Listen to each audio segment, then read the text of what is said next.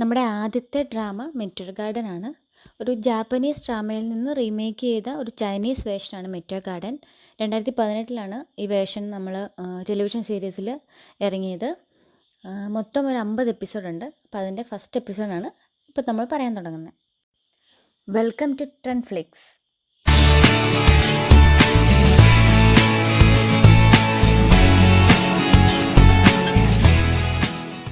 ഇതാണ് ഈ ഡ്രാമയിലെ നായിക ഡോങ് ഷാങ്സായ്.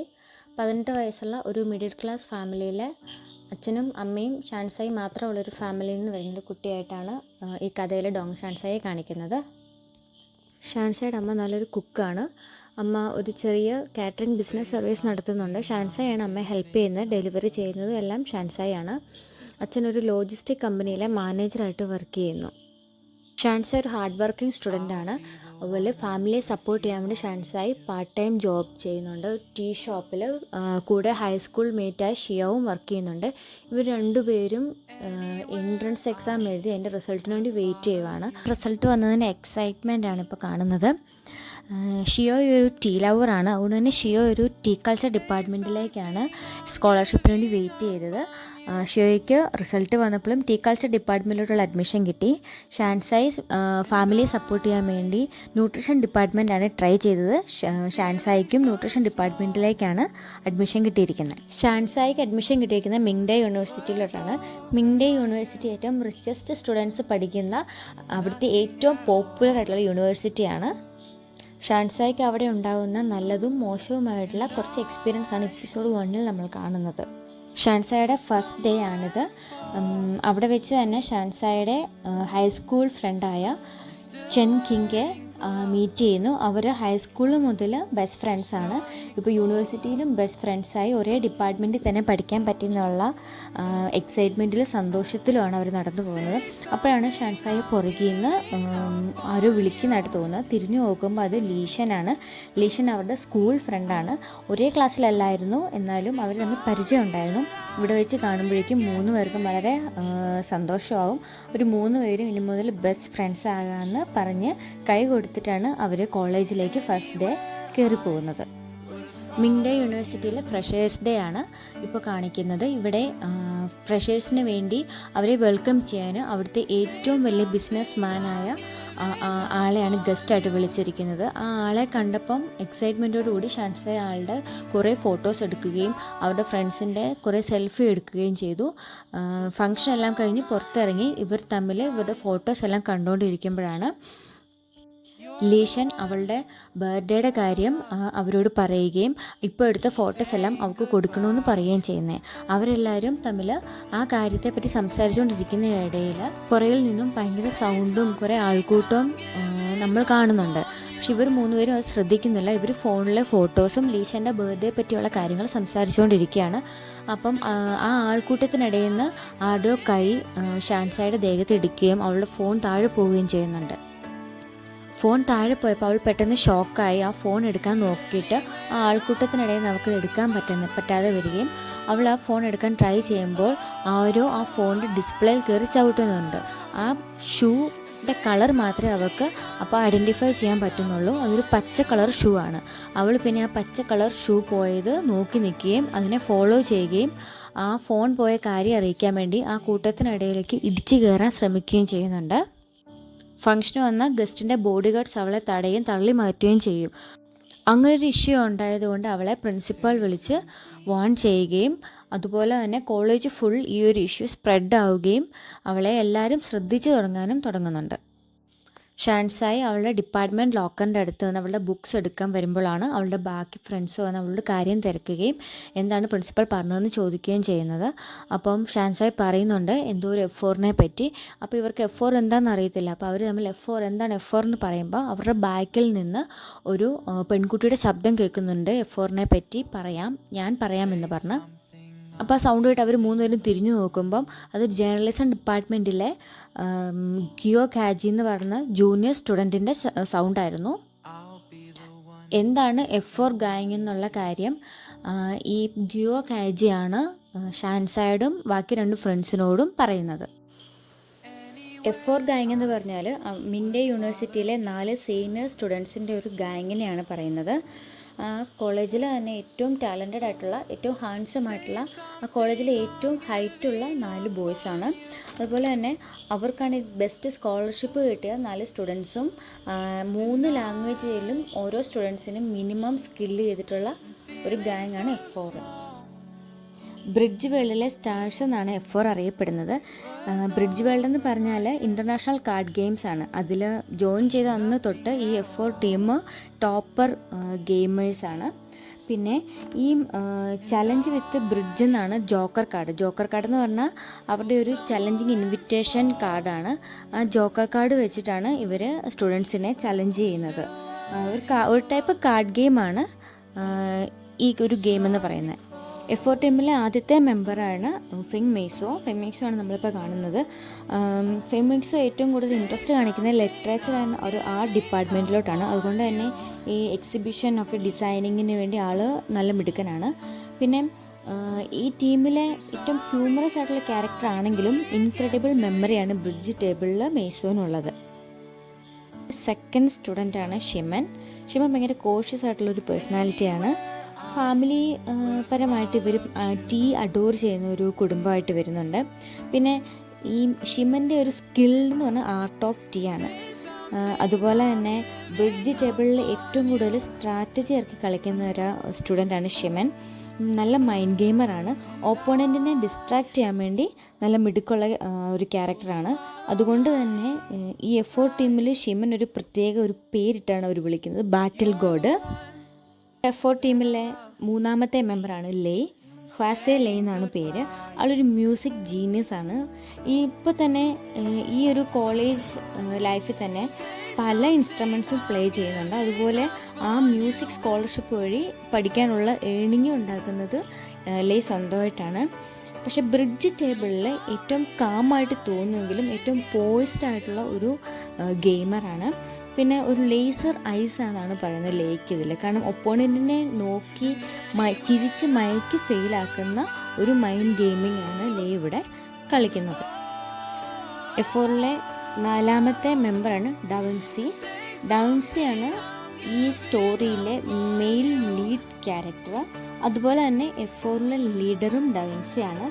ഡാവിൻസിയെ ശരിക്കും ഫസ്റ്റ് നമ്മളെ കാണിക്കുന്നത് തന്നെ ഭയങ്കര റിച്ച് ആയിട്ടുള്ള, അതുപോലെ ഭയങ്കര അറോഗൻ്റ് ആയിട്ടുള്ളൊരു ഈഗോ ഉള്ളൊരു സ്റ്റുഡൻ്റ് ആയിട്ടാണ്. ഇപ്പോഴും ഭയങ്കര ചൈൽഡിഷായിട്ട് കാണിക്കുന്ന ഒരു ക്യാരക്ടറാണ്. അതുപോലെ തന്നെ ഡാവിൻസി കൂടുതലും ഇൻട്രസ്റ്റ് കാണിക്കുന്നതും ഫിനാൻസിലെ മാർക്കറ്റിങ് പോലെയുള്ള കാര്യങ്ങളിലോട്ടാണ്. അതുമാത്രമല്ല ഈ ഒരു ട്രേഡിംഗ് സെക്യൂരിറ്റീസ് വെച്ച് പഠിക്കാനുള്ള ഏണിങ്സും സ്വന്തമായിട്ട് തന്നെയാണ് ഡാവിൻസി ഉണ്ടാക്കുന്നത്. ഗുവക്കൈജി ആണ് F4നെ പറ്റി ഷാൻസായോടും ഫ്രണ്ട്സിനോടും പറഞ്ഞു കൊടുക്കുന്നത്. പക്ഷേ ഇതൊക്കെ കേട്ടിട്ടും ഉള്ളിലൊരു പേടിയുണ്ടേ പോലും ഷൻസായിക്ക് അവരോട് നല്ല ദേഷ്യം, അവരെ പരിചയപ്പെടുന്നതിന് മുമ്പ് തന്നെ അവരോട് ഭയങ്കര ഒരു ദേഷ്യം തോന്നുന്നുണ്ട്, പ്രത്യേകിച്ച് ആ ഒരു ഗ്രീൻ ഷോവിനോട്. അങ്ങനെ ഈ ബ്രിഡ്ജ് ടേബിൾ കളിക്കേണ്ട ആ ഒരു റൂമിൻ്റെ ഫ്രണ്ടിൽ ഷാൻസായി ഭയങ്കര ധൈര്യത്തോടെ ഷാൻസായും ഫ്രണ്ട്സും പോയി നിൽക്കുന്നു. കൈജിയാണ് ആ റൂം കാണിച്ചു കൊടുക്കുന്നതും. അവിടെ ചെന്നിട്ട് ഷാൻസായി F4നെ വിളിക്കുന്നുണ്ട്, ചലഞ്ച് ചെയ്യുന്നുണ്ട്. പക്ഷെ അവിടുന്ന് റെസ്പോണ്ട് ഒന്നും വരുന്നില്ല. കുറച്ച് കഴിയുമ്പോൾ ലീഷനെയാണ് കാണിക്കുന്നത്. ലീഷൻ ഭയങ്കരമായിട്ട് പേടിച്ച് നിൽക്കുന്നതായിട്ട് കാണിക്കും. അത് കഴിഞ്ഞ് ലീഷന് ഡൗട്ട്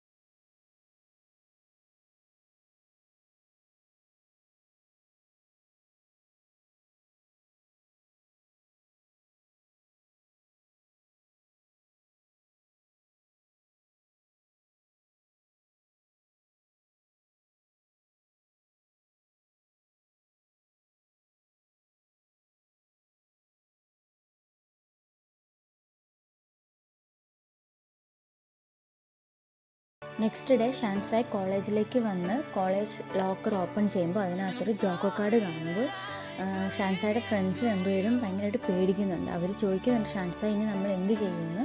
അപ്പോൾ ഷാൻസായ്ക്ക് ഒരു കൂസലായിട്ട് തോന്നുന്നേയില്ല. ഷാൻസായ് അപ്പോൾ പറയുന്നുണ്ട് പിന്നെ എനിക്ക് വേറെ പണിയൊന്നുമില്ല എന്നുള്ള രീതിയിൽ ഷാൻസായ് സംസാരിച്ചിട്ട് അത് സീരിയസ് ആയിട്ട് എടുക്കാതെ തന്നെ ഷാൻസായ് അവിടുന്ന് ഷാൻസായുടെ നോട്ട്സ് എടുത്ത് പോകുന്ന ഒരു സീനാണ്. പിന്നെ ഷാൻസായുടെ ബ്രേക്ക് ടൈമിൽ ഷാൻസായി ഗ്രൗണ്ടിൽ കൂടെ നടക്കുമ്പോൾ ഷാൻസായുടെ ക്ലാസ്മേറ്റ് ഡാവിൻസിയോട് ക്രഷുള്ള ഒരു ക്ലാസ്മേറ്റാണ്. ആൾ ഡാവിൻസിയുടെ ഗെയിം വീഡിയോസൊക്കെ എടുക്കുകയും ഡാവിൻസിയുടെ കൂടെ ഒരു സെൽഫി എടുക്കാനും അല്ലെങ്കിൽ ഫോട്ടോ എടുക്കാനും വേണ്ടി വെയിറ്റ് ചെയ്തിരിക്കുകയായിരുന്നു. അപ്പോഴാണ് ഷാൻസായിയെ കാണുകയും ഷാൻസായുടെ ഒരു ഫോട്ടോ എടുത്ത് കൊടുക്കാൻ പറയുകയും ചെയ്യുന്നത്. ഷാൻസായ് വന്ന് ആ ക്ലാസ്മേറ്റിന് ഫോട്ടോസ് എടുത്ത് കൊടുക്കുമ്പോൾ ഡാവിൻസി ഇത് കണ്ടിട്ട് ഡാവിൻസിയുടെയാണ് ഷാൻസായ് ഫോട്ടോസ് എടുക്കുന്നത് എന്ന് കരുതി വന്ന് ഷാൻസായുടെ കയ്യിൽ നിന്ന് ആ ഫോൺ തട്ടിപ്പറിച്ച് മേടിച്ചുകൊണ്ട് പോവുകയും ചെയ്യുന്നു. നെക്സ്റ്റ് ഡേ ഷാൻസായ് വീട്ടിലിരുന്ന് പഠിക്കുന്ന സമയത്ത് ഷാൻസായുടെ അമ്മയ്ക്കൊരു ഫുഡ് ഡെലിവറി ഓർഡർ വരികയും ഷാൻസായുടെ ആ ഡെലിവറി ചെയ്യാവോ നമ്മൾ ചോദിക്കുകയും ചെയ്യുന്നുണ്ട്. ഷാൻസായ ലൊക്കേഷൻ വെച്ചിട്ട് ഡെലിവറിക്ക് വേണ്ടി പോവുകയും ലൊക്കേഷൻ വെച്ച് ചെല്ലുന്ന സ്ഥലം ഒരു റിനോവേഷൻ നടക്കുന്ന ഒരു ബിൽഡിങ്ങിലോട്ടാണ് കയറി ചെല്ലുന്നത്. അവിടെ കയറി ചെല്ലുമ്പോൾ പ്രത്യേകിച്ച് ആളുകളെ ഒന്നും തന്നെ കാണുന്നില്ല. ഷാൻസായ് മേളിലേക്ക് കയറി ചെല്ലുമ്പോൾ അവിടെ ഒരാളിരിക്കുന്ന കാണും. ഷാൻസായ് ഫുഡ് വെച്ചിട്ടുണ്ട് സാർ, പേയ്മെൻറ്റിന് വേണ്ടി വെയിറ്റ് ചെയ്യുന്നു. അപ്പം തിരിഞ്ഞു നോക്കുമ്പോൾ അത് ഡാവിൻസിയാണ്. ഡാവിൻസിയെ കാണുമ്പോഴേക്കും ഷാൻസായ് പെട്ടെന്ന് നിർത്തുന്നുണ്ട്. അപ്പോൾ ഷാൻസായ് ചോദിക്കും ഡാവിൻസി നീയാണോ ഫുഡ് ഓർഡർ ചെയ്തതെന്ന്. ഡാവിൻസി അടുത്ത് വന്നിട്ട് ഷാൻസായെ മനഃപൂർവ്വം ഇൻസൾട്ട് ചെയ്യുക എന്നൊരൊറ്റ ഉദ്ദേശത്തോടു കൂടിയാണ് ഫുഡ് ഓർഡർ ചെയ്തത്. അപ്പോൾ അടുത്ത് വന്ന് ഷാൻസായുടെ ഫുഡ് ഓപ്പൺ ചെയ്ത് നോക്കി ഫുഡിൻ്റെ അൺഹെൽത്തി ആണെന്നും ഫുഡിൻ്റെ ക്ലീനിനെ പറ്റിയും എല്ലാം കുറ്റം പറയുകയും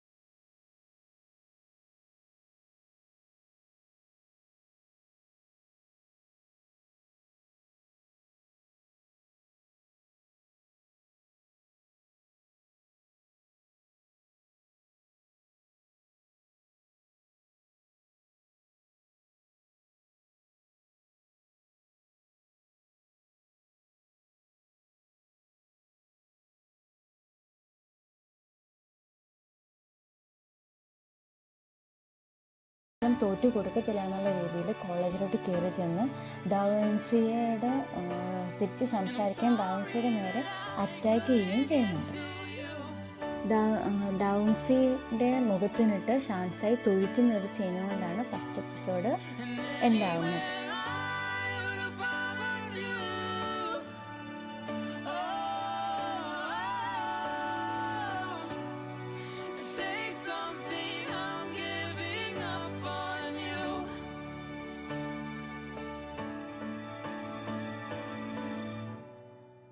Say something.